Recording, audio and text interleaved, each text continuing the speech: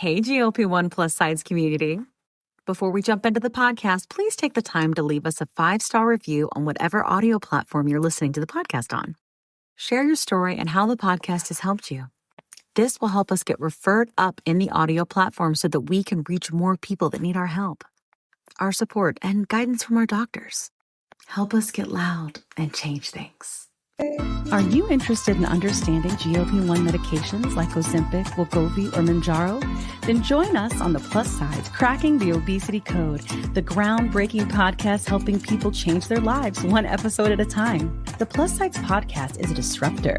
We're breaking down barriers, smashing stereotypes, and sharing inspiring stories that'll leave you feeling informed and empowered. Join us every week to learn from doctors who are specialists around GLP-1 medications like Ozempic, Wegovy, and Mounjaro.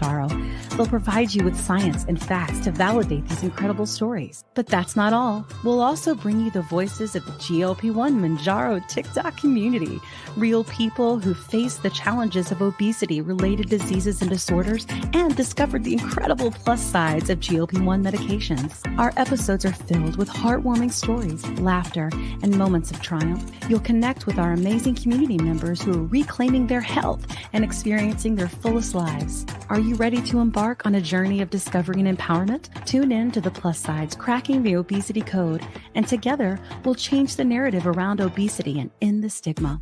Subscribe now on YouTube or your favorite podcast platform and join our incredible community. Let's celebrate the plus sides of life together because every story deserves to be heard.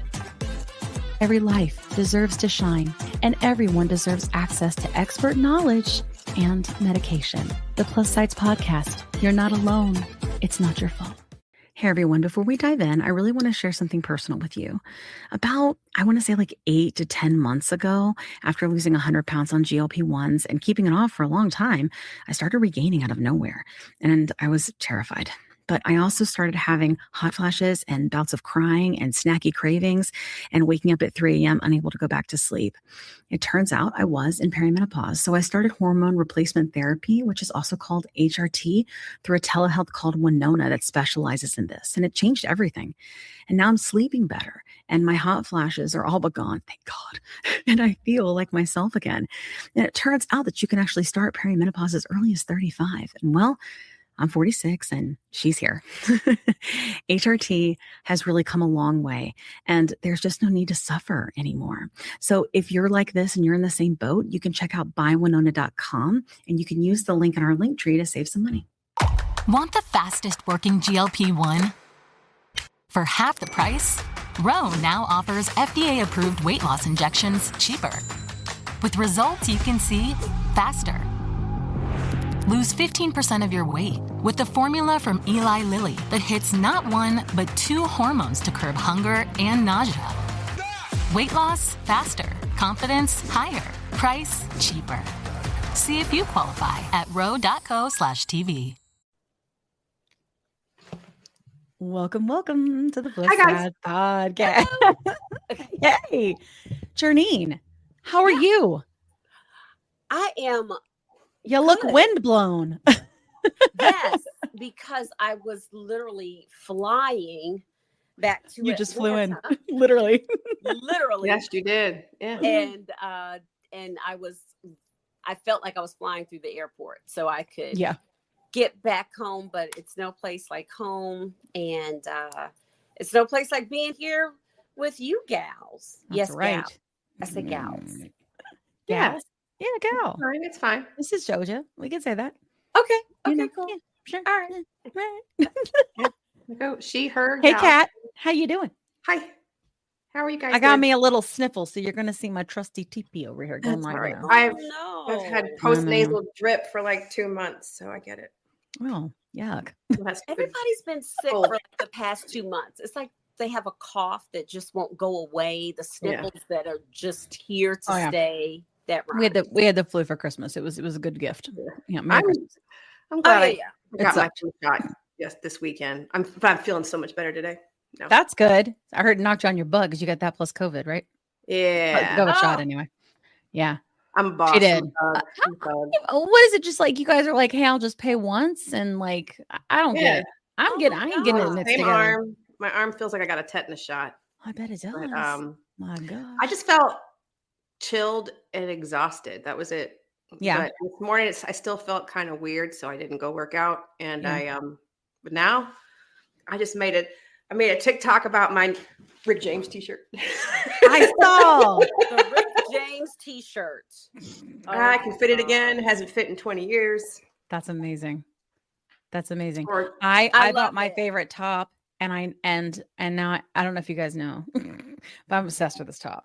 Like those who can watch, I have it in every color they have. It just got restocked. It's polar, my favorite tops. They're my favorite tops because they're oversized and they're straight size, so I can wear like regular human size clothes. Like, you know what I mean? Like regular, like you know what I mean by regular sized human, right? Like the average. Clothes. I get it.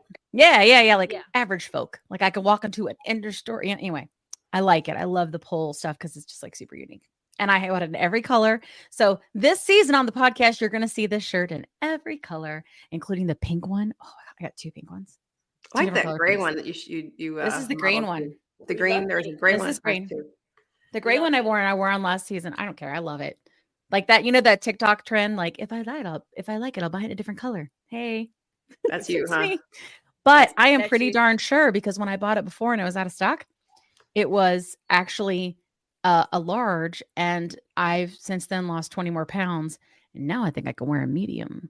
So I think I'll keep the large because I love it. I know. But keep in mind, it's oversized, right? So, it's just, I love it.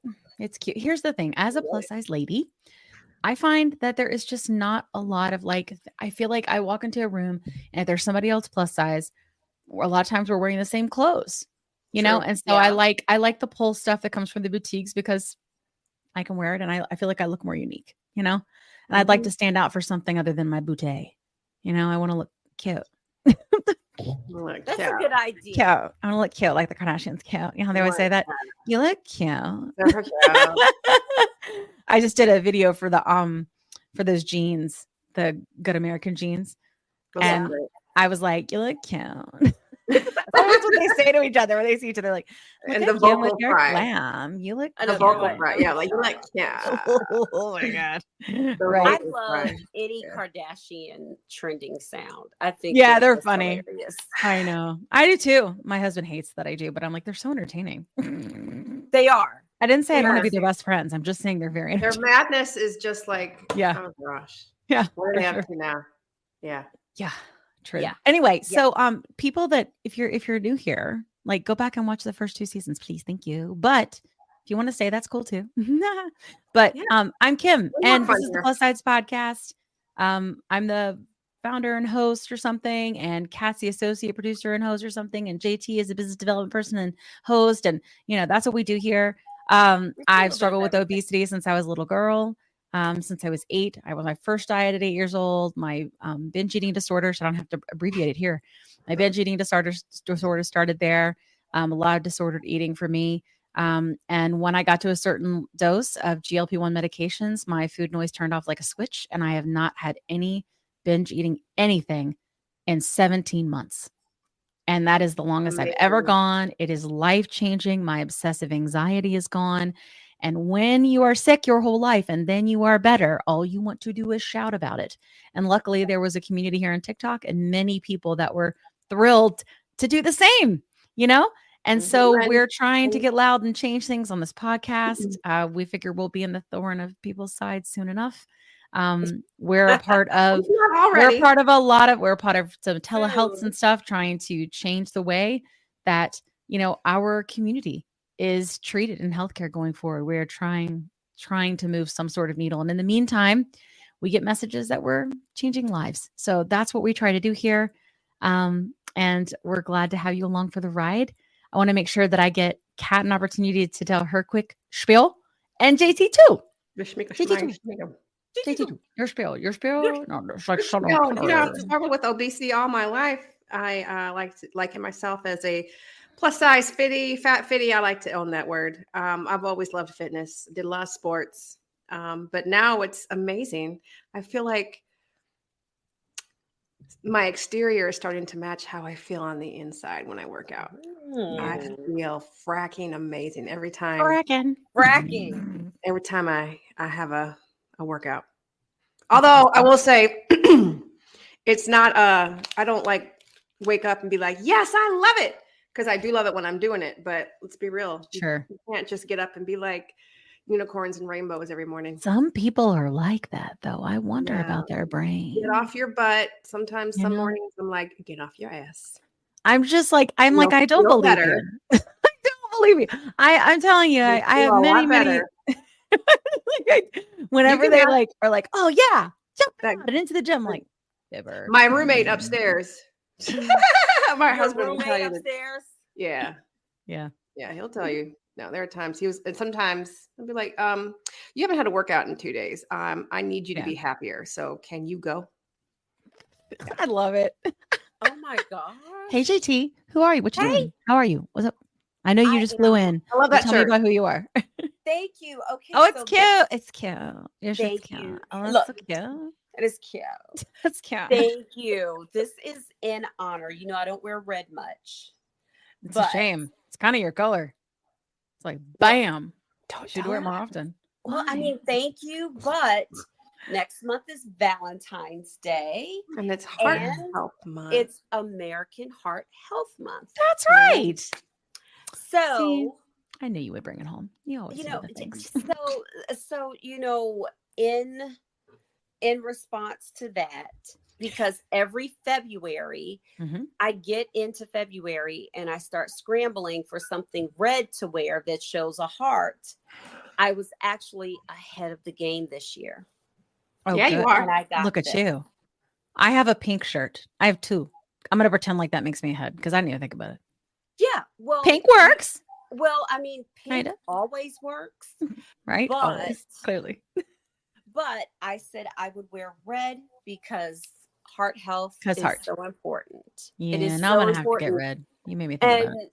And especially with obesity and you know, other comorbidities, we have to be very vigilant about it. We do. So that in honor of those two heart holidays.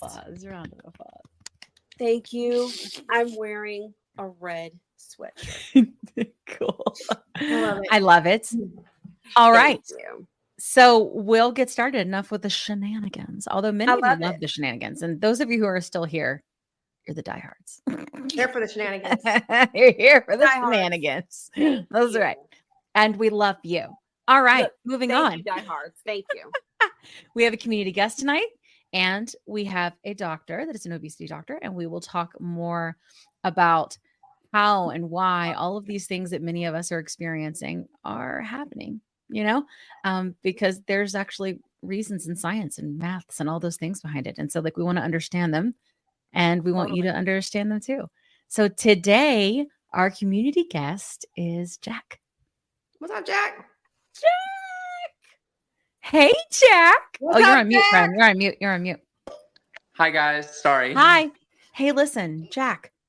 It just so happens that you have a cup that looks like mine.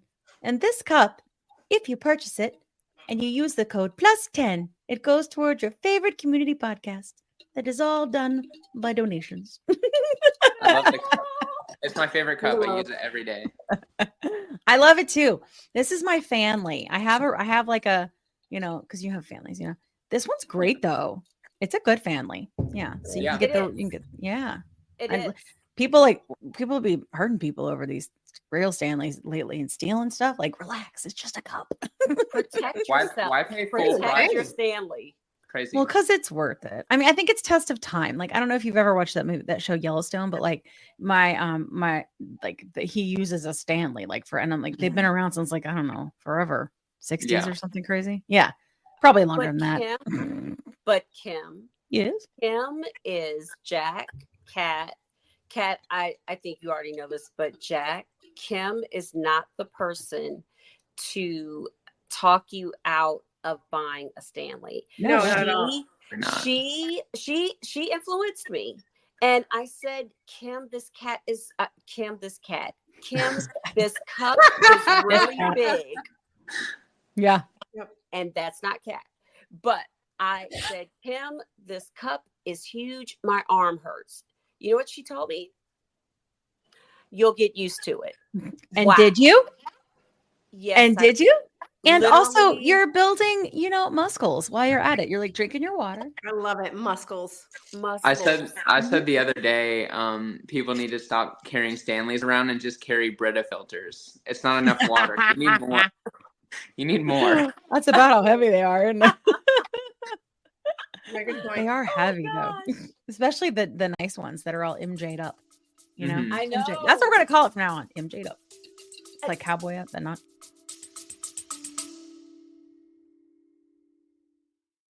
Quick pause here. I've had moments on my GLP-1 journey where insurance changes or rising costs force me to look for a new provider. And honestly, that process can feel very overwhelming. But that's why the Plus Size Podcast has partnered with GLP Winner to give our subscribers a resource to help them make that decision easier. GLP Winner is a comparison platform that lets you explore telehealth providers in all 50 states, whether you're looking for brand name medications or compounded options. You can see pricing up front, read reviews, and get a clear picture of which provider might align best with your needs. Check it out today at glpwinner.com/plus-sides. That's glpwinner.com/plus-sides. Don't forget the Z. Let me tell you a quick story. I was telling Kat how I was regaining weight after my 100-pound loss using GLP-1 medications, and I was having snacky cravings and waking up at 3 a.m., and I had hot flashes, and I was worried. But Kat was like, listen, I went through this last year. It's perimenopause, and I started HRT, and she used this company called Winona. So I started going there to see if this was something that was going with me. Turns out it was, because I'm 46.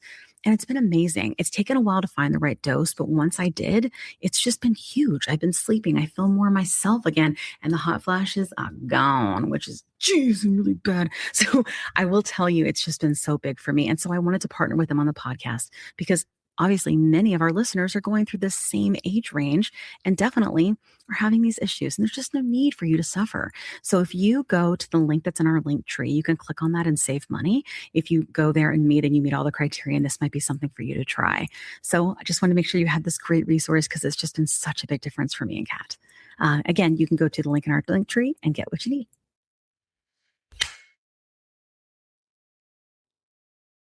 "20 seconds a week to lose 20% of your weight in a year with diet and exercise. That's the power of GLP-1s through Ro. Ro helps find the medication that's right for you, based on cost, availability, and your weight loss goals. Losing weight with GLP-1s is possible through Ro. I like this. I toggle between this one and our plus size water bottle. I know. Look, I know. And now we're on 12.5. You all have the same one. I have the blue one. I like this color. I like it too. I like that too. But we were on 10. We were all on 10 when it was. Yeah. And now Kat's on 15. Big Daddy. Big Daddy. Yeah. She's on the Big upper Daddy. room. She's double what you're on, Jack. That's some crazy stuff. But when people get like food aversion and all that, I don't have that. I don't. Really. I got my little plate of filet mignon right here. See, Lydia just started to realize the food aversion on 15. She was like, "Is this what you've been talking about?" Like, yeah, boo. I've had this forever. I mean, once in a while. I mean, like not in bacon. Sit on 10. Like, yeah, you hit a wall fast. But you know what? I think it's I have a high thyroid, so I think that's part of it. My thyroid, I take medication to slow it down. I always thought that was really like the BS. Mm-hmm. I told a doctor once, I was like, "How is it that I have a high metabolism, but I'm obese? This is some bull crap." But it isn't. You know what we'll do? We'll have to ask our special doctor guest. Oh, very good question. Ooh. Yep. Special doctor guest, if you're listening, we will be asking that question. I believe that the special doctor guest knows all things. I think so. I feel like that's probably true. Yeah. All things. Anyway, something we do on our podcast is we offer you to take the space unfiltered and uncut and uninterrupted because Kat and I mute now. Well, shut up. We shut up.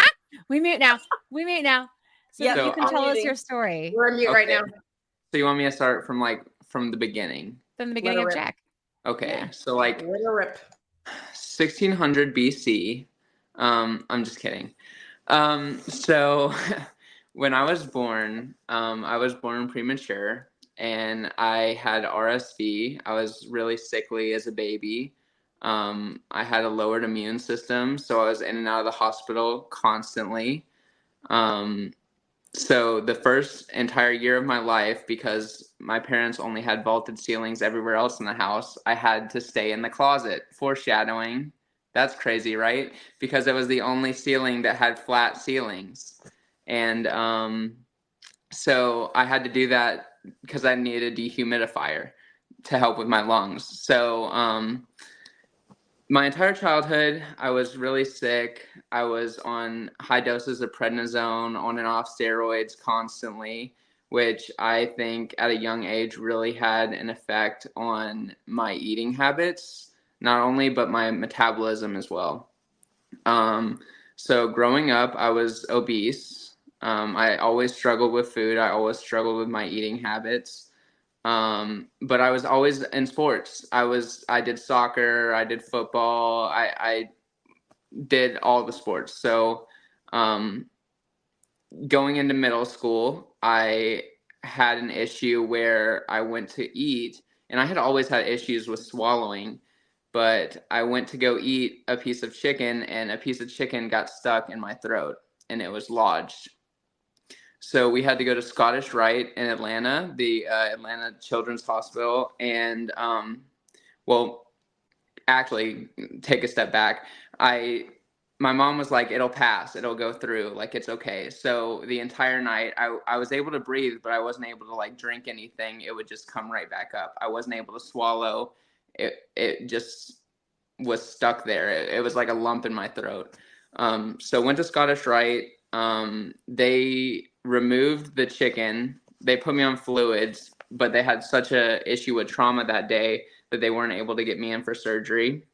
So I had to wait till that following morning. So now I'm 2 days out from having a piece of chicken stuck in my throat, and all I've had is fluids, and my parents are eating Boston Market in front of me, and I'm so jealous.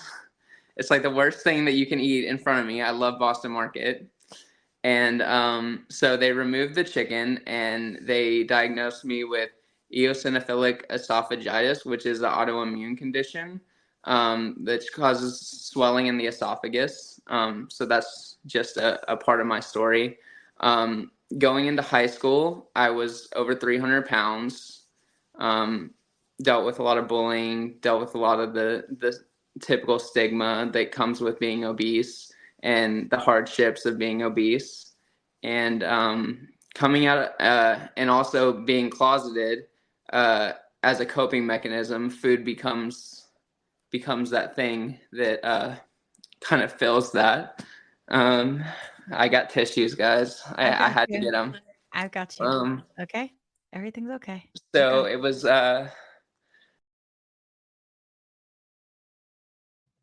He'll come right back. There he is. Come back, Jack. Come on back. Sorry, friend. Okay. All right, we'll shut up again. So I got out of high school, and I really started to work out very seriously.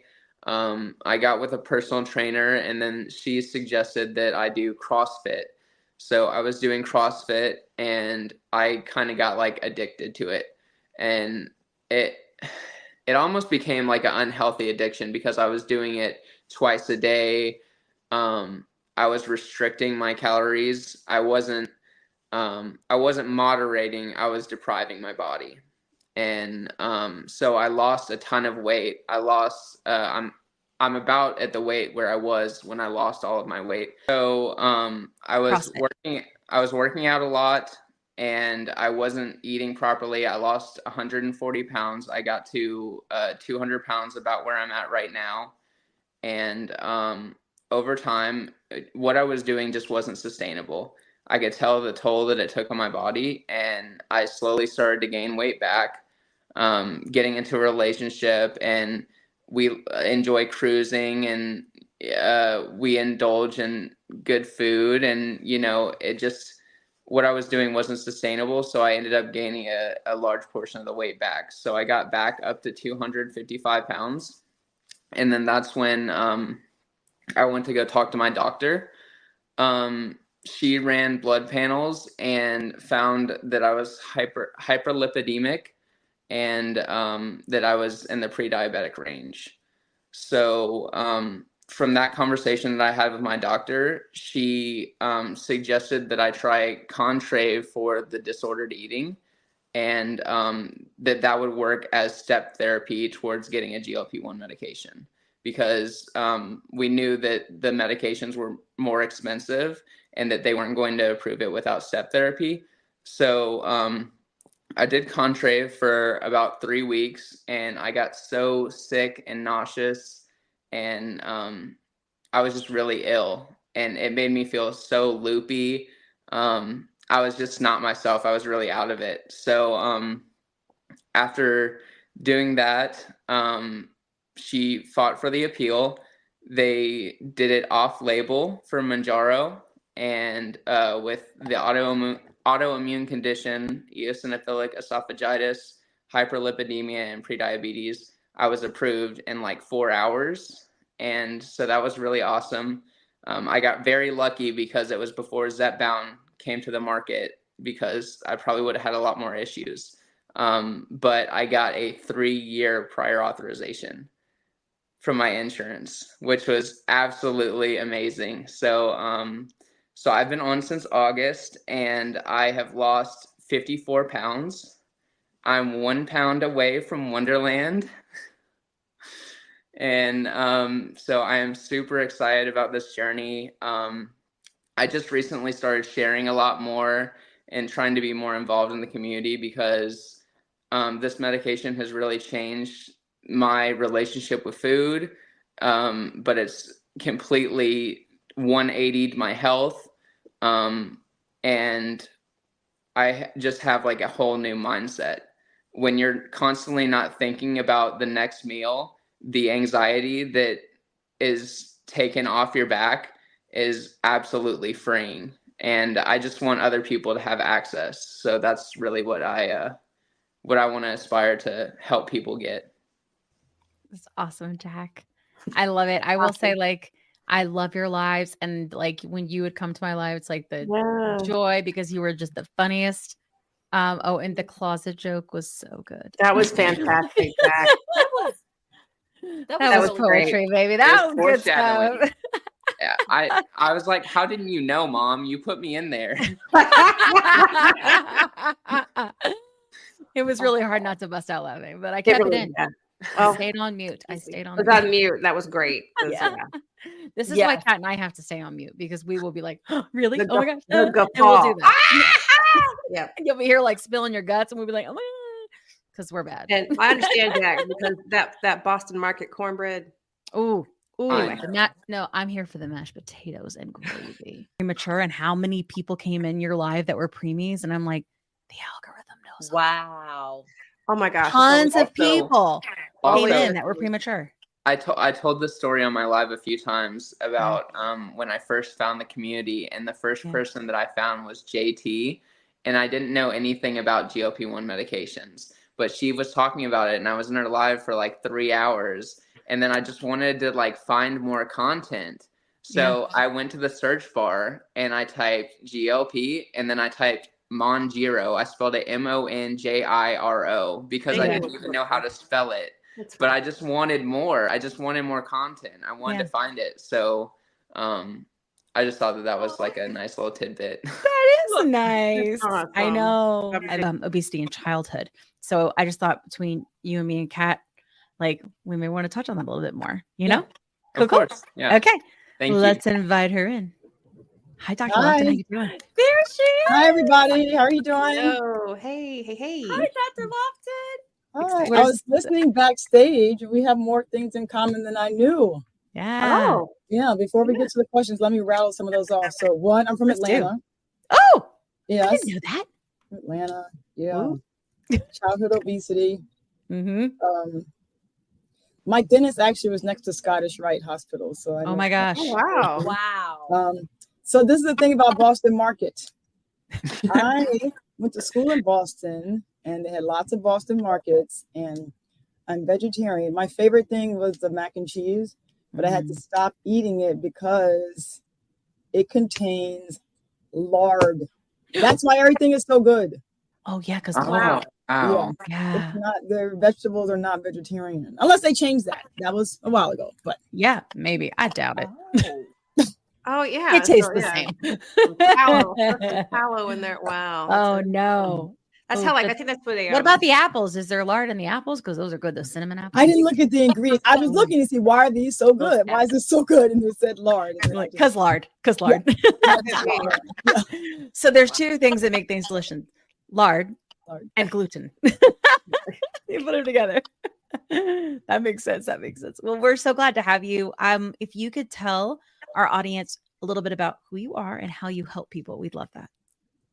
All right. So I won't go back to 1600 BC. We'll start like somewhere in the 80s. So I grew up with childhood obesity. Long story short, I went to some community-based program meetings that shall remain nameless with my mom in the summertime between 6th and 7th grade. And I utilized those recommendations to really lose a significant amount of weight. And I felt the impact of that socially when I went back to school, 7th grade. I felt like I was treated as if old Holly had died, a new person was born, and I sort of vowed to try to, one, keep this weight off for the rest of my life, and two, help other people feel this way. So that is why I'm a board certified obesity medicine specialist. Yeah. And I did fellowship in nutrition and obesity medicine. I also see patients for weight gain. So just so you know, I can see anyone. I see weight loss, weight maintenance, and weight gain. So anyone can come to me. And I've been doing this for about 15 years. I practice at the NYU Langone Weight Management Center in Manhattan. And I love what I do. Awesome. Amazing. Can you guys still hear me? I feel like I lost my audio. We can definitely hear you. Great. Lovely. You feel great. Good news. Sound great. Thanks. Good. I'm glad we fixed it. Anyway, hey, Kat, I think you have a question. We got the question. Oh, yeah. Let's do it. So obesity treatment's being seen more and more as holistic, like the whole person. Fitness, mental health, and nutrition. How significant is depression in treating and preventing obesity?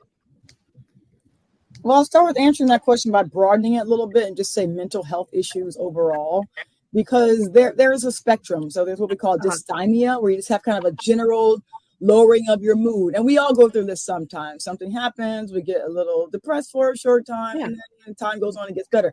Depression itself, it's a clinical condition that can be inherent, can be genetic, can be also environmental, but generally lasts longer than dysthymia. But we also have other mental health issues such as bipolar, anxiety, and these things can really be mixed. So I really believe that stress management as well as managing mental health conditions is very important when assessing someone's need for obesity management, because if we don't have control over mood and also internalize not only the weight bias that we experience from the outside, we can get, that can cause us to have, as we mentioned earlier, Jack, eating our emotions, seeing futility in even treating the weight condition. So I screen all my patients for mood disorders, especially at initiation, but every time we come in, because if we're not getting the management of mood and stress, we're really going to have a limit on how much we can do from a weight management perspective long term. Right. Yeah. I was curious about, we talked about the mental health piece is something for sure I struggled with.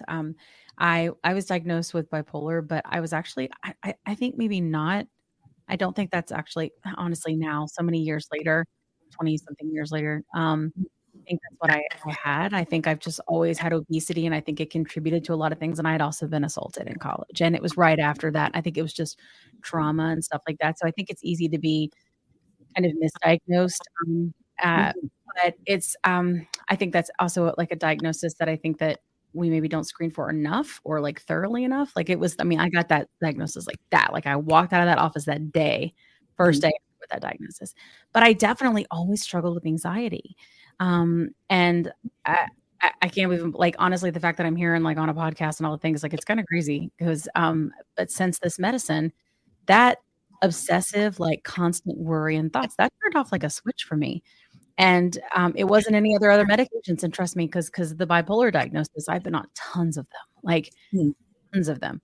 And honestly, the one that made me gain so much weight was Depakote. And that was before they had approved Lamictal. And Lamictal, I wish they had let me take it off label, because maybe I wouldn't have gained all this weight, But I've talked about it a lot on the show, but it just seemed kind of relevant to the point. But I think that like the mental health piece is so important. And it's not like I think this is the end all be all, but I do think that the medicine has put me in a place, if it makes sense, to be able to receive therapy and, if you will, cognitive behavioral type of, I don't know, suggestions. I'm not sure if that's the right way to put it, but I've like just things I've been able to do with my relationship with food. Like, do I really want that? No, I really don't. Stuff like that. I've never been able to gear shift like that before. I don't know what it is. And I have yet to find anybody that really has a clue. And then maybe there's not anything that's concrete about it, but I can't help but wonder, like, do you know what it is that so many people have had improved mental health when they take these medications outside of just losing weight and feeling better, which often happens, right? Yes. Losing weight, feeling better, getting compliments, your self-reassurance, new clothes, all these things people really like. But there is some evidence that really came to light when they started to investigate what happens in animal models. This is not in humans. They didn't chop up the human brains, but they did animal models. Sorry, right. mice. Sorry, mice. At what happens to dopamine levels in the brain when you're taking GLP-1s. And the response to previously enjoyed foods. I'll say comfort foods. We also call them hyper palatable foods, your favorite food, and that differs for everyone. The dopamine response is dulled. So there's less. So the favorite food is just not as exciting anymore, or one bite's enough and the rest don't really matter. So that can really happen. And it's thought that shift in response to hyperpalatable foods or comfort foods somehow affects dopamine so that we just feel better, and that can make someone more responsive to the therapy. And I have seen a trauma psychologist come to me and state that one of her patients on Mounjaro was able to open up in one session and receive the therapy in a way that it previously was taking that patient a year to really make changes in that one session. So I think we'll learn more about that to come, but there's likely, we have these GLP-1 receptors in the brain, and the brain is very complex. So that's part of it. That's awesome. Thank you so much. I appreciate that. And maybe also think about, jump in. ADHD. A lot of adults that are undiagnosed, or they find out they have ADHD later on in life. I guess, how does that differentiate when you talk about mental health and coming in with the testing with your patients, initiating that? I guess, what would be the fine line between ADHD and binge eating versus the Mounjaro or the GLP-1 that also helps? Do they do sometimes those medications, like if you take a ADHD? Oh, you mean like with Vyvanse? Is that what you mean? Yeah, or because that's FDA approved for I think PED. Yeah. Or do you see it? Do you see the ADHD medication going by the wayside and just using the Mounjaro, or do we use both in concert, or just therapy for ADHD and Mounjaro? Does that make sense? It does. So there's a couple of points here. So it is possible to take medications that are stimulants for ADHD and still have a weight problem. So it's not like these meds they're not speed. I want to put that out there. Like, these are speed. They are not.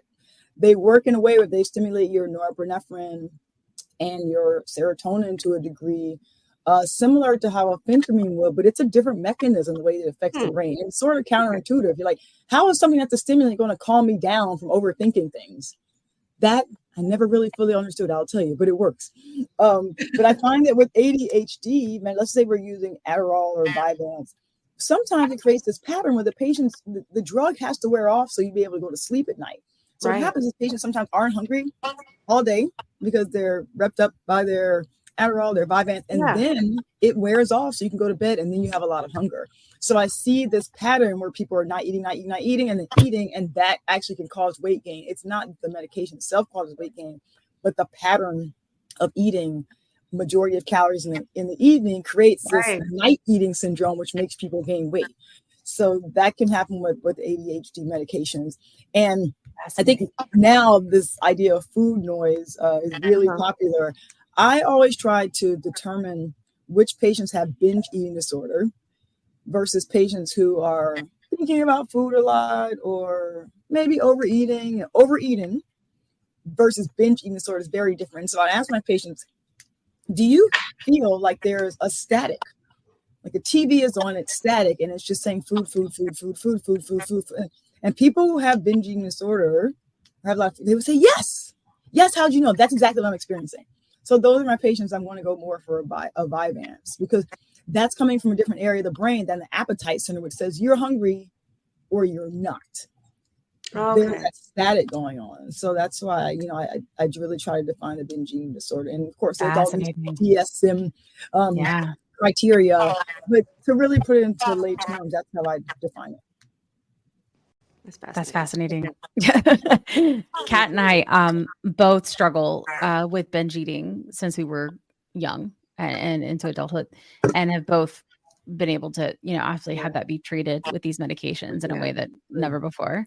Static analogy is fantastic. That static one. Yeah, that's so true. It's like and it was almost like I couldn't stop. I don't know how to describe it. Like, it wasn't like, I mean, for sure, like when, you overeat sometimes during stress and stuff like that. It's not like that. It's constant. It's all the time. It's going to bed thinking about food. It's everything you're doing. Food's just like right in the back of your mind. And you could be in the middle of eating one meal and be thinking about, what you're going to eat the next meal or at dinner time or the next 5 meals. Like it was constant.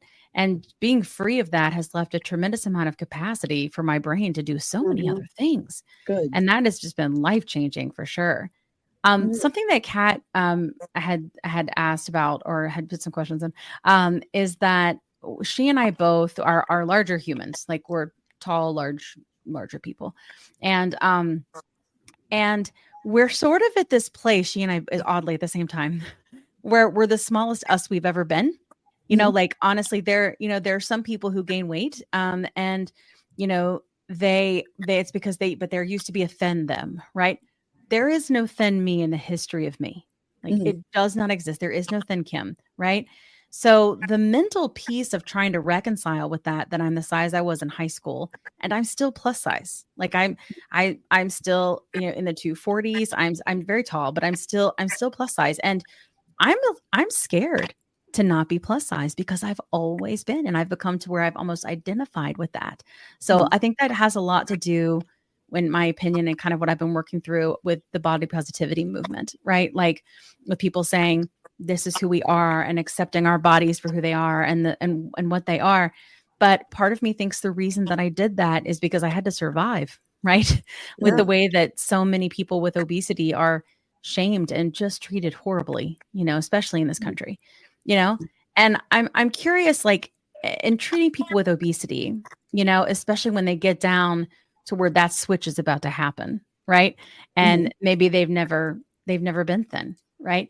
How do you handle that? Because I mean, Kat and I don't know what to do. Therapy is good, but still. Well, one thing that I see very commonly in treating people who are losing a lot of weight is that the self-perception of your own may not change, even though what's in the mirror will change. So someone can lose 100 pounds, but they still see themselves as 100 pounds heavier, even though I'll show them your weight graph. It's gone down 100 pounds. They say, no, I'm not. It's still the same. You don't see yourself as that thinner person, because that's how you perceive. So the outside world looking at a thinner Kim, where you're still seeing a heavier Kim. And then we have to learn to accept that both are okay, and you have to feel comfortable in the body that you're in. Another example of that is people tell me they'll lose weight and they'll still go to the section of the store where the clothes are bigger, and the saleswoman's looking at them like, what are you doing in this section? You belong over here. And they're like, no, this is my size. And they won't get new clothes and things like that. So being comfortable with how you look, and also learning to decide if you want to accept compliments. Because if someone says, oh, you look so great, what someone hears is, I didn't look great all those other times that you saw me. And that can bring upon some situations where people start to regain weight because of the fear of compliments, the fear of being noticed, sometimes by suitors. If you've been traumatized, you don't want people to look at you because you might be traumatized again by them. So these are very much things that we deal with therapy, because the self-perception and the outer perception are totally different. That makes a lot of sense. It makes me think of, because I've gained and lost many times in my life. And I do recall there was a point when I did get fairly low, but 20 years ago. And I realized how comfortable or just accustomed I was to being invisible. And then all the extra attention started to, first it was an inconvenience, and second it made me uncomfortable. Like, this is way too much. Like, I'm used to being invisible, ignored. This is, whoa. yeah. It's an adjustment. It is bizarre. Then I gained it back. Yeah. Well, I mean, I think that happens a lot, right? I don't know. I think that our brain, I don't know, it's like constantly fooling us. I don't know how to describe it. And I'm sort of recognizing that it's trying to fool me right now, if that makes sense. When before, I don't think I did, right? I was like, okay, let's go eat some more, things like that. And like, I'm going to go take some liberties. I'm going to have 10 wings and I don't know, like whatever. Right. And then I'm realizing, like, when it starts to kind of like get away with me and being like, wait a minute, is that what's actually going on? Like, the ability to slow your mind down and really understand the behavior, I think, has been a very powerful experience for me. I really wasn't capable before. I really wasn't, and it's just so nice to be capable, True. Yeah. Yes, indeed. All right. So we've got another question for you too, as we have all of them for you. So you shared with us on the beginning and in your bios that you struggled with weight during your preteen years. And I read that you assisted some of your classmates as well. What is your outlook on varying levels of obesity, genetics, and the treatments of, or are there, would, in your opinion, be varying levels of like ways to treat obesity? So this is a really packed question. One thing I do draw for my patients when they come in is these 3 circles. And the circles are, what controls your weight? It's more complex than this, but I have the genetic circle, the environmental circle, and the physiologic circle, and they're intertwined in a Venn diagram. So, and then tell them your genes control 40 to 70% of your weight. Wow. And there's nothing we can do about it right now. There's no gene treatments that we have that can fix that part. And that's why even with the best medication, the best lifestyle, you may not get to a thin person size, because there's just that aspect. And of course, genes affect physiology.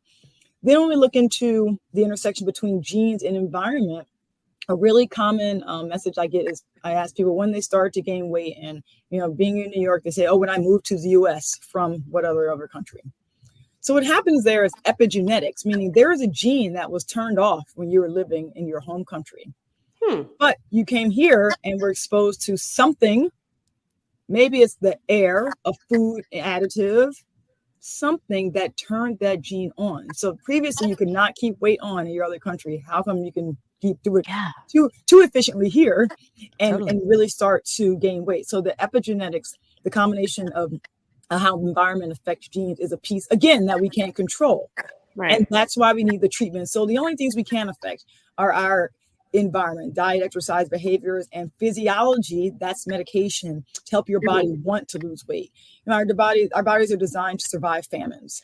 So when we eat less and move more, the body says, oh no, I don't want her to die in this famine. So let me slow metabolism, let me make hunger hormones go up, let me make fullness hormones go down.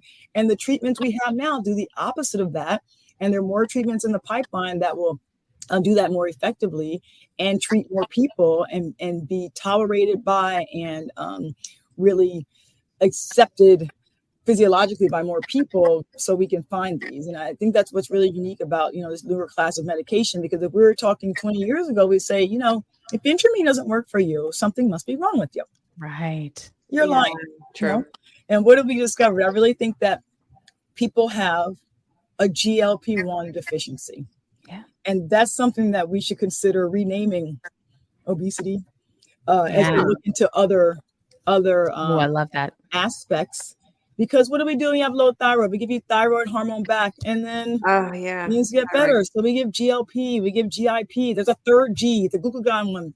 When we find the right G's for the person, we're getting results like we've never seen. So that's how we can adjust physiology independent of the genes that we were born with. Love it. That's brilliant. Love it. Hey, Jack. I have a question for you to ask Dr. Lofton. If you look at the chat. Oh. Sorry. You can read it. No, it's okay. I just think it's a good one for you. I had a question. I can cut out all this weirdness. It's fine. Lydia, I can read that as well, but I kind of had a question very similar to that. So I'm glad. Do both. Yeah, do whatever you want. It's fine. Building on the topic of childhood obesity and some GLP-1 therapies approved for ages 12 and up, what are your thoughts on the subject? What are some of the instances in your professional opinion that would be suitable for children 12 and up? So the question is treating adolescent obesity with GLP-1 therapies. I think it's long overdue. I don't think that we should reserve medications for adults if they're proven to be safe in teens and adolescents, which the studies have shown most of the medications that are available for anti-obesity to be safe and effective for age 12 and up. So those have been studied, I think should be available. I don't think we should wait until someone is 18, and 2, bariatric surgery has bariatric surgery potential to treat. Because what is that person going through in those 18 years that could potentially be irreversible with regards to mental health, liver disease, diabetes? Why should we delay that? So these treatments, I think, should be, of course, used in conjunction with diet and exercise and behaviors. But we need to treat early because our teens and our adolescents are getting these diseases that can be detrimental. And if we don't treat them early, they may not make it till 40. Yeah. Wow. So I do think that, in instances in which I think it's necessary, you've tried what you can from a basis, like you said, doing all the sports. I did 3 sports all the time too when I was young, still had the weight issue. Same. You've done the support groups and all these other things, and you're getting sicker as a child. Not only physiologically with glucose issues and liver issues, blood pressure, cholesterol, but mental health, social isolation. Those are situations we should be more aggressive than diet and exercise in younger people. Yeah. Yeah.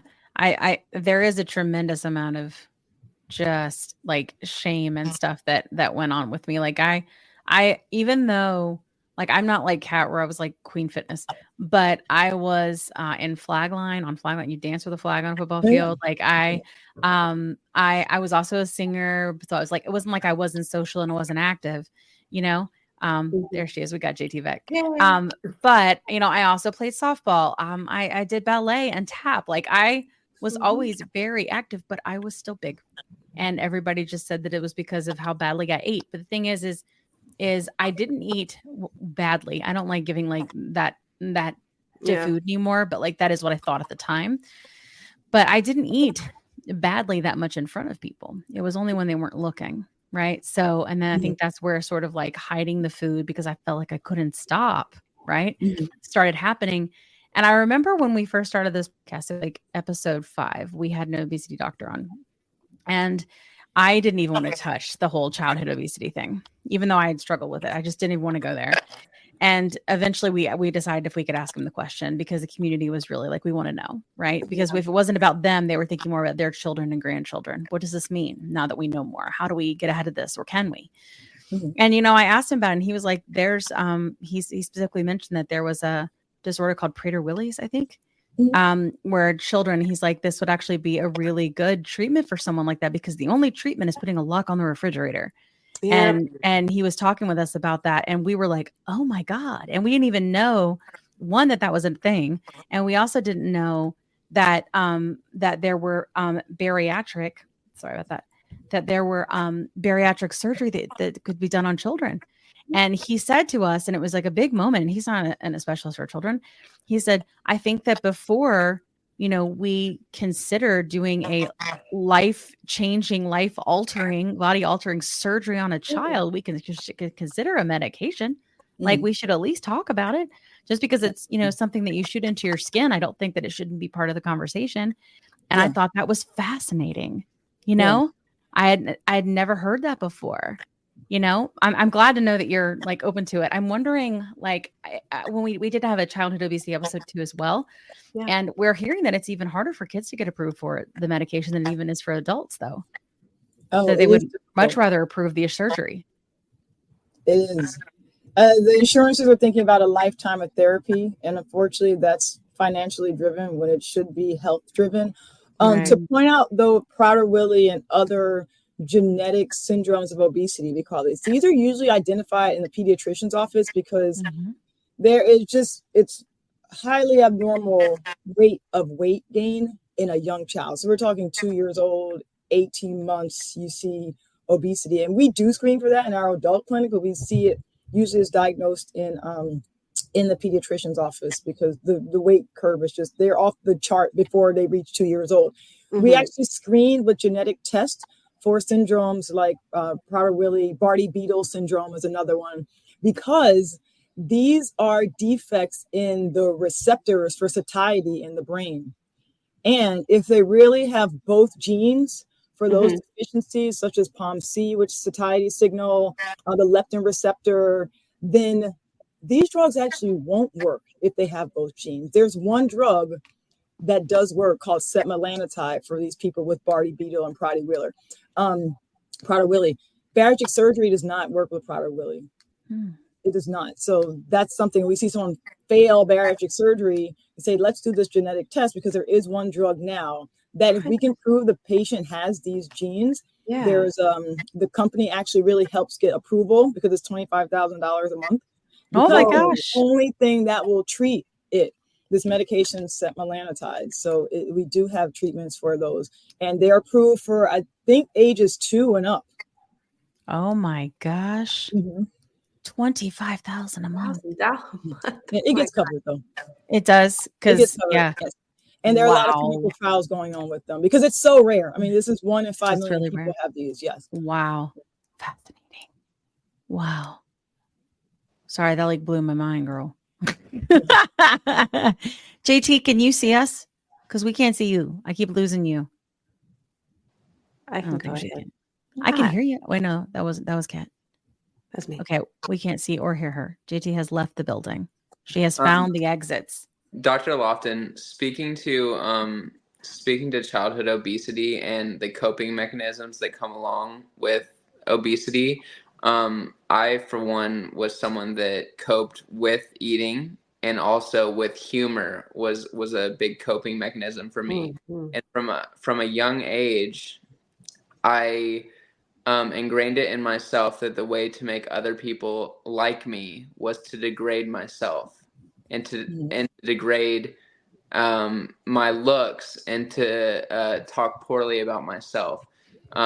So what are some things that you think that could help children dealing with obesity, but also the mindset struggle? And it's a really important topic because as you mentioned, I have this with one of the physician assistants who works in my practice. He actually wrote a book on this before I even hired him called Lose Weight, Find Yourself.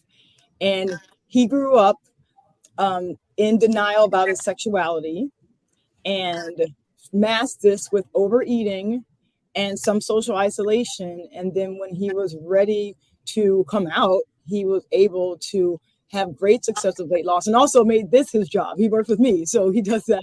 He works out a lot and things like that. And then wrote this book to get the message through. The therapy aspect of that is just immeasurable and how much it can be helpful, because dealing with trauma from childhood in many different ways, whether it's related to the weight condition or not, because it can always come back. You know, we don't say that obesity is cured, it's in remission. So I consider my childhood obesity to be in remission, and we know that this can always come back. So you have to stay on top of that. So dealing with coping strategies and continuing the therapy, and it could be at different levels. Sometimes you'll see a therapist, sometimes you'll read self-help books, sometimes you'll do that with working out, but really getting to know what your triggers might be, and then refocusing those from eating. But I also hear that thing you're saying, Jack, where some people make fun of themselves before someone else has a chance to. Yes. And that behavior then just breeds more internalized weight bias. Like they must be right.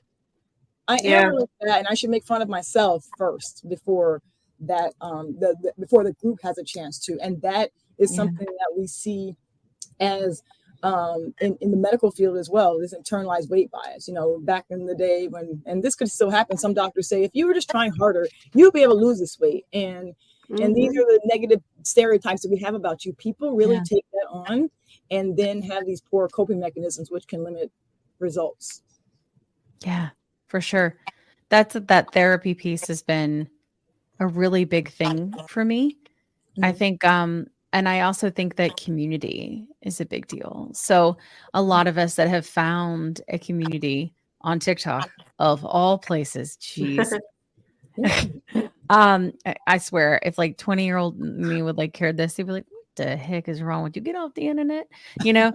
But it's true though. Like being able to process like so much of this and have people that know what you're going through, right? And it's been incredibly healing to have that connected piece. I feel like that's, I mean, of course, the medication is key, right? But the difference this time, I think, of having it stick. And even when I have moments like I've had recently where I'm like, I'm not sure I want to lose any more weight, even though technically I'm still obese, right?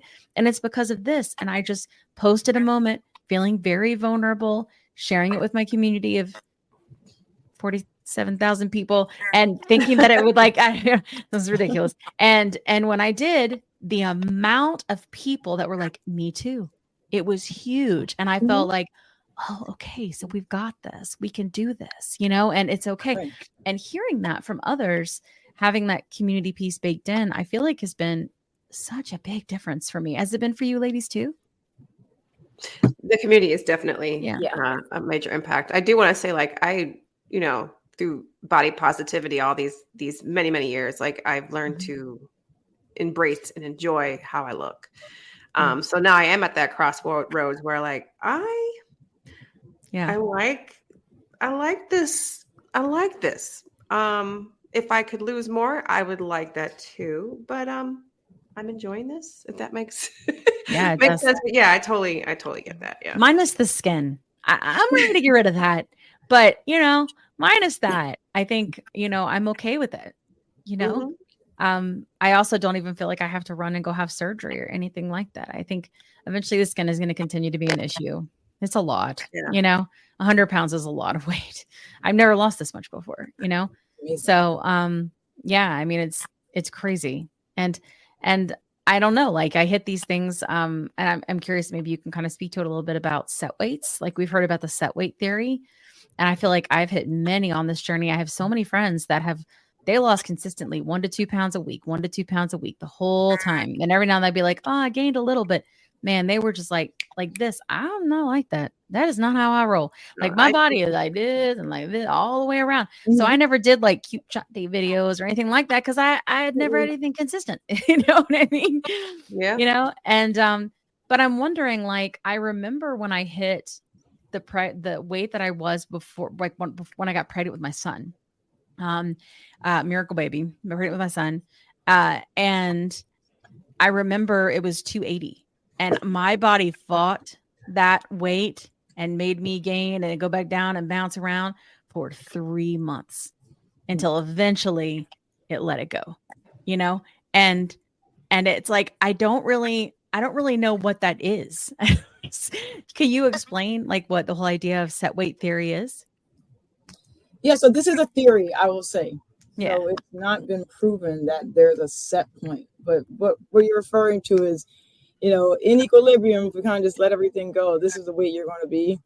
Yeah. And we think certain things can treat that. Surgery treat that? Does it really change it? Does medication treat that? Does it really change it? Yeah. But one thing you're commenting on is the trajectory of weight loss. So I actually weigh, you know, first of all, I'll just say in my practice, the number on the scale really doesn't matter to me. The goal is health and happiness. So once you have normal labs, feel good, and then we'll work on maintenance. That's what I tell people. Okay. But we look and see, okay, what's your graph look like? Does it look like this? Does it look like this? Or does it look like you said this?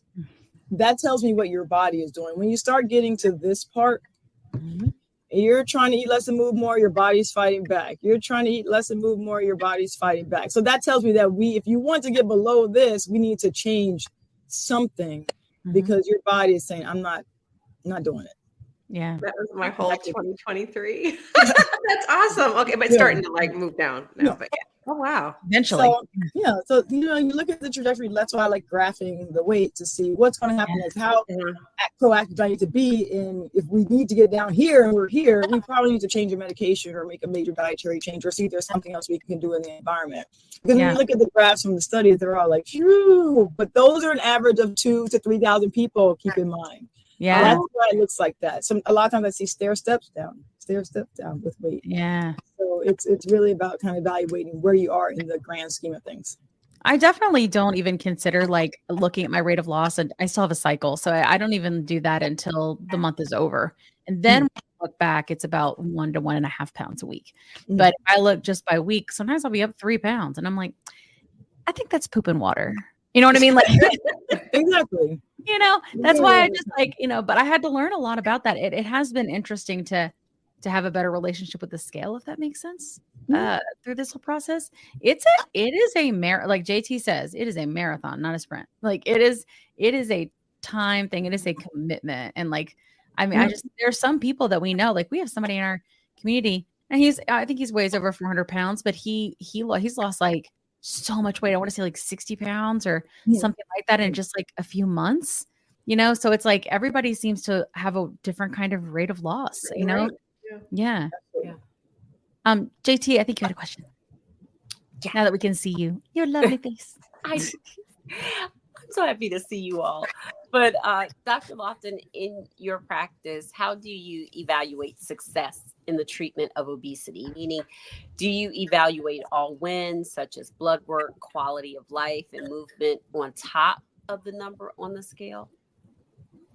That's a good point. So the first thing I ask people when they come in is, so my door says weight management. So I know why people are here, right? But I ask them, why are you interested in weight management? What do you really want to get out of it? And that first statement is what I'm evaluating as, did we achieve that?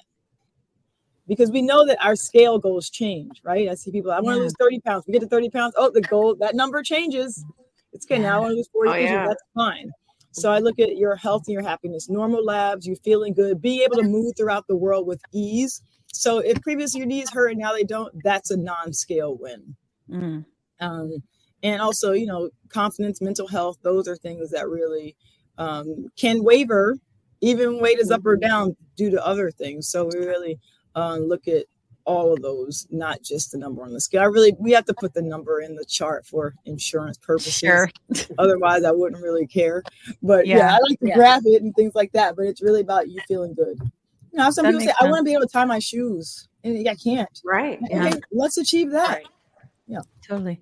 Yeah. And I think like having those smaller goals in the beginning, even if it's just to tie your shoes, like it's huge. I mean, I think like I remember I went to the beach this summer with my son, and for the first time ever we swam in the ocean, and like I was just jumping the waves and riding the waves, and I could do it and my knees weren't buckling underneath me and I wasn't in pain, and I was just enjoying the moment and just the beautiful like richness of that.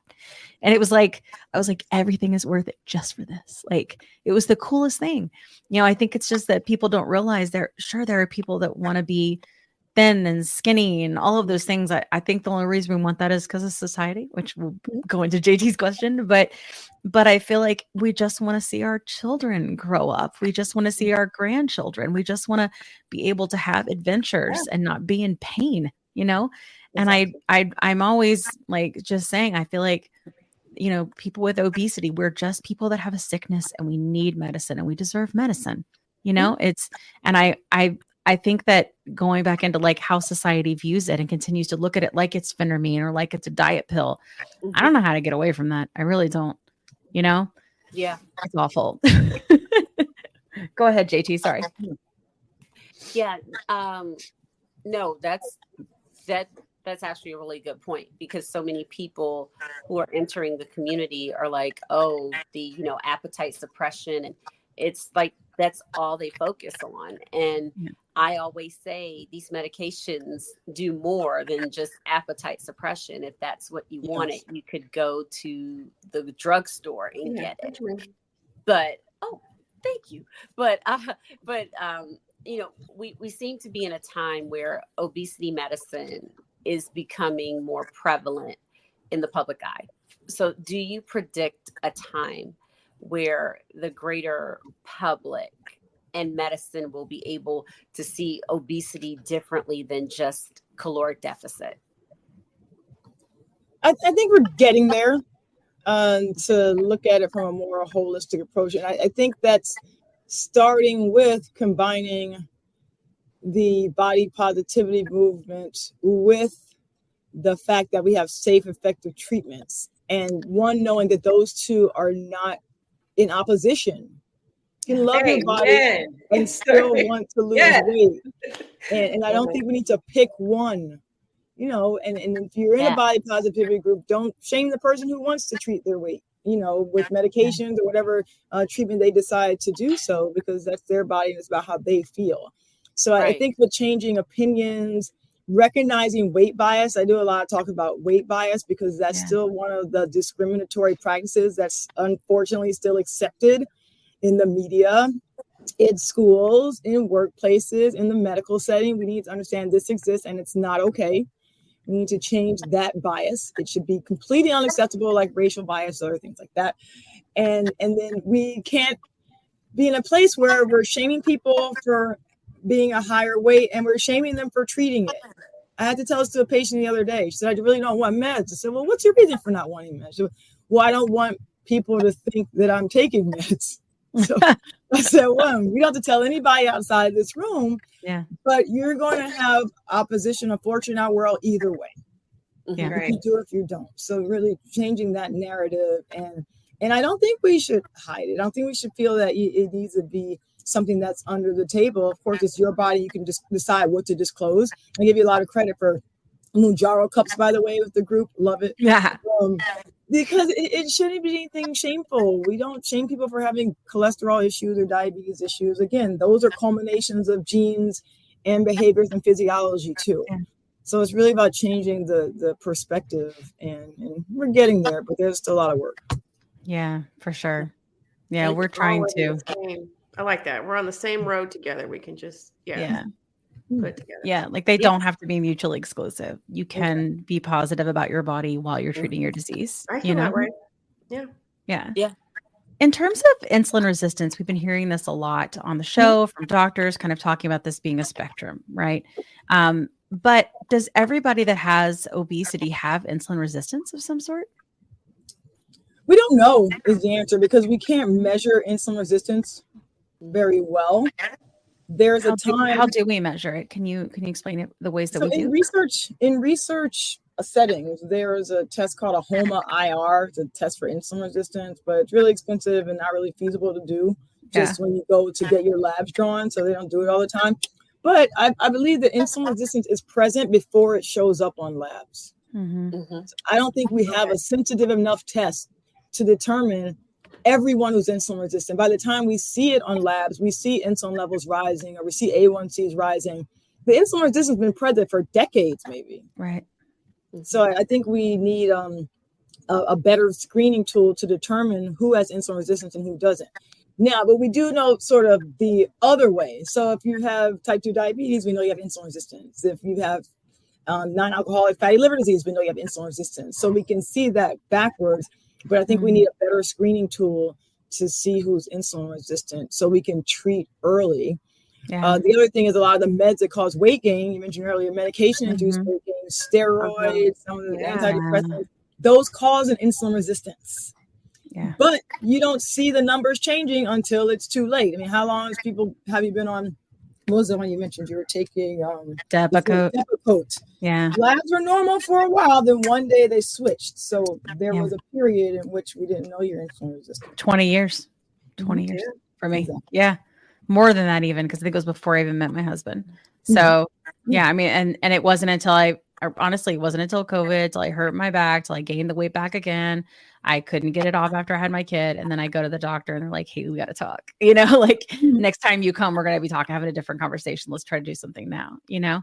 So yeah, I think it's interesting. Yeah. We've just been hearing a lot about that, you know, from the doctors, but when you go to the doctor and you're trying to have a conversation, let's say if you can't get an obesity specialist, we know how hard that is. And we know about Fridays, like Jack and I both know Fridays very well. And we love that allows people to have access to obesity care, right? And a protocol, have them treated that way. But not everybody can do that for whatever reason, right? Whether it's financial, maybe they're just not ready, like lots of different reasons. So if they have to go to their general doctor because they need to use insurance for whatever reason, how can they go and ensure that they're going to have the time to have this conversation? And can you suggest maybe some things that they could ask for? Like, could you test me for this, right?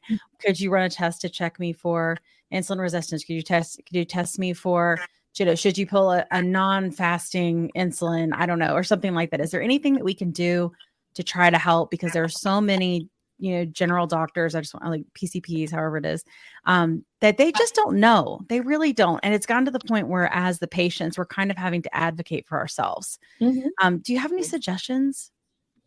Yeah, so I'm involved in a group. You may have heard of the Obesity Action Coalition. Yes. It's obesityaction.org. And they do a lot of work with weight bias, stigma, treatment, legislation, so many things related to obesity as a disease. So one of the first campaigns they had was the Your Weight Matters toolkit. And basically you can go to their website, obesityaction.org, and download this toolkit, print it out, and they have lots of questions for you to discuss with your doctor. Talking about telling them your weight history. I ask everyone to draw their weight history when they come in, telling your weight history, what your concerns are about your weight, if it's medical or not, if it's a way that you feel or a fear of getting some other disease down the road, and then specific questions to ask are really in that toolkit. As far as asking for labs, I think everyone should get the labs you normally should get every year, right? And those include normally your thyroid, your A1C, your lipids, your kidney, liver function test. But those being normal does not mean you can't treat the weight condition. So I often tell patients, I will check your labs. Interesting. Yeah. I'll see if there's anything I need to treat to help you lose weight. But if they're normal, that doesn't stop me from making a treatment plan from you. I hope they're normal. Okay. I want them to stay normal. Yeah. But oftentimes we don't have the etiology of the obesity, but we have the treatments. Yeah. That makes sense. Awesome. I will get that link and see if I can put it in the show notes for our listeners or watchers. It should be in the show notes for audio and for YouTube. So we'll make sure you've got the resources that you need. Yeah. Awesome. Well, this has been a lovely conversation, everyone. And thank you so much for coming. I appreciate that. Dr. Lofton as well. Thank you for the link. Thank you so much. Yes, thank you. And Jack for coming on and being so brave to share your story. Yay, thanks, Awesome. Well, I will exit you guys stage left, as Janine says. Here are the exits. And then we will talk behind your back after you leave. So all good things. All right. Thank you so much. Thank you so much. Bye. Oh, yay. Oh my God, that was so good. That was so good. Dr. Lofton my is the truth. She's the shit. She's amazing. She said all these things. I was just like, oh my God, it's fascinating. Oh yeah, I'm supposed to ask you questions. I love it. Like typing in my notes, like some of the things that she was saying, because I had never heard them explained that way. Yeah. I know. It was the best. I know. She's fantastic. I've been going after her for a minute. I love we got her. I love the point where she said we can live in two worlds, and in fact we need to be body positivity and wellness and weight loss need to be together to help this movement to stop obesity bias. We got to get it together. I agree. Yes, I agree. I love that the resource. I'll look into it, and we can probably we'll also do for listening audience to follow us and listen. We'll put it in our link trees so that you can go and access it, and we can tell people about it when we're on our lives and stuff. Like, hey, here's a toolkit. Yeah. It's just such a big problem. There's just not enough obesity specialists, and it's great that we have companies like Fridays, and companies like IVEAM and Mochi and all those, right? Where it's making things more accessible. But at the end of the day, even they all can't serve 40% of America. So we have to find a way for more, because that's what we care about, right? Like the most access and the best, access possible, So I think it's all good things. Things are changing. Things are changing. We're getting there slowly but surely. It is too slow, but it's movement. It's movement. Yeah. We're getting there. I hate we missed you like half of the thing. You were just like cycling, like you were just like this little circle. We didn't see it all. So I don't want to get any messages going, Kim, you didn't like JT talk. I did too. You just didn't stick around. It was sometimes I do. It was my awesome Wi-Fi that has been doing so well. So I kind of expected something to happen. So well. It must be because you were out of town and it was like, I took a break. Yeah, it took a break. You know and what? then, season 1, so many JT Wi-Fi issues. That was kind of cool though. I mean, it's like where we would count, we would go 1, 2, and we would count down, and then bam, she would be right back. That was kind of fun. Mine also took a doo-doo before too. It did. With Dr. Contessa, I took a doo-doo. Oh yeah. It was a really bad storm. It was a bad storm. Freaking monsoon at my house. Yeah. It was. Bye-bye. Does anybody have any non-scale victories this week? My Rick James t-shirt. That's a good one. What about you, JT? Look at Rick. This is a size medium. So that's nice. I said sweet and wet at the same time. So that was, I like it. So sweet and what? So I love it. This is a size medium. Love it. Amazing. Love it. You're so little. When I saw you in person, we were in Atlanta, and your little flapper dress on, it was so teeny. Your little Beyonce dress. Yeah. You know what? That dress, and I'm so glad that you found that picture, good dress. Kat. And you knew I was like, that's the one Beyonce wore when she sang with Prince. Yeah. And I just liked it because it was pink and it had some feathers. I was just like, sure, oh, okay. Me too. I'm all about some pink with some feathers. I love it. But I mean, this is a size medium and it's a little oversized. Right. Yeah, I can't believe it. It's so cute. When Dr. Lofton was talking about it's cute. Still it's cute. It's cute. JT is so cute. I mean, like still going to the sections that you used to go to, or going to like the websites and just automatically clicking the drop down menu for the larger sizes. It still is somewhat of a challenge for me. I never thought it would be, but it really is. But I'm doing better. I'm just like, okay, because for some reason, like a medium, I just think it's going to be too small. And I think that stems from when my body just started just going haywire. Yeah. And I was wearing a size medium, and people, and I remember my mom told me, Janine, I think you need to go up to a size large. Yeah. And that's awful. You know what? And I did, but I was trying to hold on to the medium. I get it. Yeah, we all been there. You know, Rick James is still here because she was hanging on to it. You're so right. You're so. I feel like, well, you know what? These aren't going anywhere. So I'm just like, no, they're here to stay. They're here to stay. Mine have deflated. Mine too. But grapefruits and socks. To kind of you know, speaking of which, I caught a TikTok that Dr. Angelina posted of a breast surgery. I was like, whoa. Ooh. I was fascinated. I was like, this is. I bet. Really? I'll have to do something in the general vicinity at some point, but not right now. Wait till after menopause. I don't know. My NSV is weird. It's that I have collarbones. Yes. Yes. Like, yep. Oh yeah. Like it's not like a Come little, through it's like collarbones. it's like a big old situation right there. I was like having a conversation. I dipped, like I was on this FaceTime thing and I was like, When you dip, we dip, we dip. When we dip, When I dip, when I dip, I dip, we dip. Oh, I caught it. Yo. I put my head up on my when you dip, I dip. Yes! Woo! A lovely way to Kim. end our night. It doesn't happen very often. But I got it. Anyway. But when it does, it's so good. It is. It's gold. I love it. All right. Well, it's been a great evening. Let's all go to sleep and stuff. No doubt. I love such an You old got to lady. eat dinner first. Yeah. You've been like, it's been a busy day. Yeah. You know, speaking of eating, I don't know if you know what, we can cut it out if we don't want to talk about it. But I bought the Prime Bites protein brownies. They've been all over TikTok. WTF. Really? These mofos taste like a damn buttery ass cake piece of cake. Stop it. Is it good gluten in it? Oh, dang it, Kim. Does it say wheat? Does it say wheat? If it says wheat, we know. I do have my readers in here. Oh, your readers. Those are the cutest. They look like coffee talk, you know?